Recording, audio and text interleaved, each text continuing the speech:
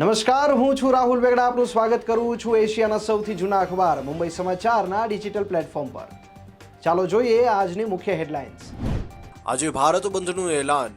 Supreme કોર્ટે અનુસૂચિત જાતિ અને જનજાતિ અનામતમાં ક્રિમી લેયર અને અનામતની અંદર અનામત લાગુ કરવાના નિર્ણયને લઈને દલિત અને આદિવાસી સંગઠને દેશભરના 24 કલાકના બંધનું એલાન કર્યું.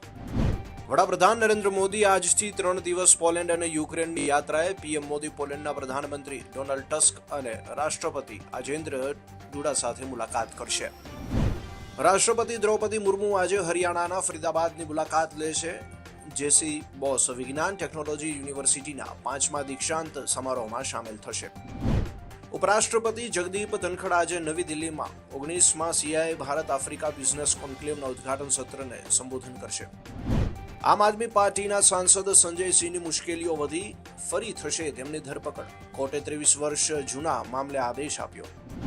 થાણે મહારાષ્ટ્રના બદલાપુરમાં 2 બાળકીઓ પર થયેલા જાતીય શોષણની ફરિયાદ લેવામાં પોલીસે અપનાવેલા ઠંડા વલણને કારણે લોકોમાં રોષ. છેક 11:15 કલાકે બળપ્રયોગથી શાંત થયું બદલાપુર.